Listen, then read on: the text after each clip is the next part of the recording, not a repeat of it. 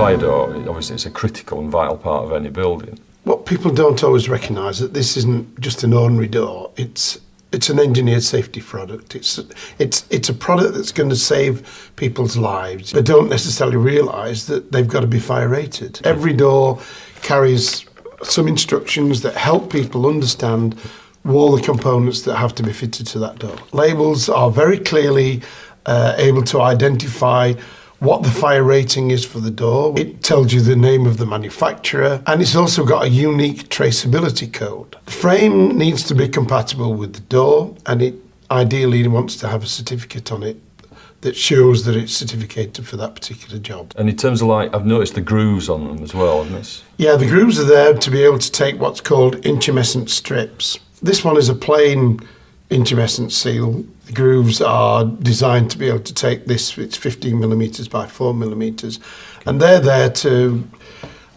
expand if there is a fire and seal the door in its place. The alternative is the smoke seal, which is, this one's a combined smoke and intumescent seal. All fire doors are governed by fire door regulations, and in certain regulations you need to have smoke seal protection. So if we come back to the door now, we've got our frames in place.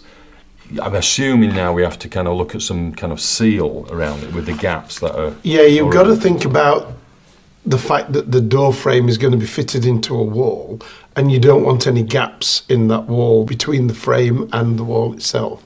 So you need to fill that gap with a non-combustible material, usually rock wool or something like that, yeah. Or you can use intumescent seals, which also will expand in the event of a fire and will prevent fire and smoke from getting between those small gaps. So now we've got our kind of frames in place now. We're happy it's sealed, it's got the intumescent sealant around the edges.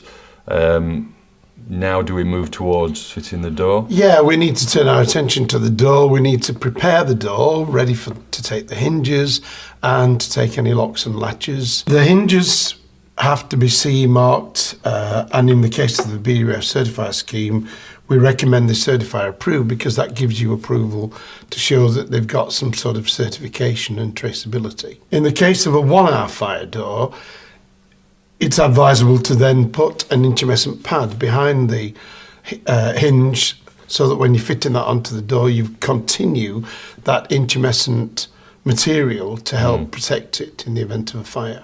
And I noticed on this kind of sample we've got here that we've also got it wrapped around the actual mechanism. Yeah, that applies also to locks and latches, and here's an example where it's got intumescent material all the way around. In the event of a fire, again, this material will expand and seal any gaps and protect it. In order to make a fire door work correctly, it's essential to make sure you've got constant gaps around the 2 edges and the top of the door.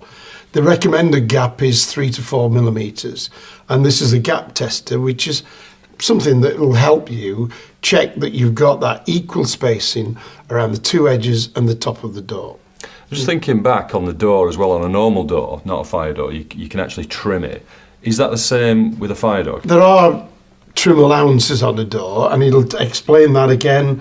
In this case, it talks about trim measurements of a maximum of 4 millimetres on each side. So you've got some trim allowance, not on the top, because it's essential that we keep that label that shows the certification information. Probably the next 2 final steps here, we've got to put on the closer. Yeah, the closer needs to be CE marked and certifier approved. You've got to make sure that the door closer is correct for that particular weight of door. Fire doors are heavy. They're a lot heavier than ordinary lightweight interior doors.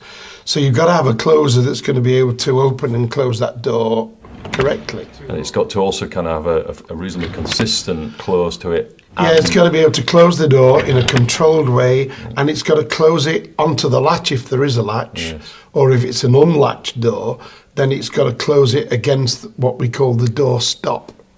To make sure that it's permanently closed and held there. Okay, so we've done it.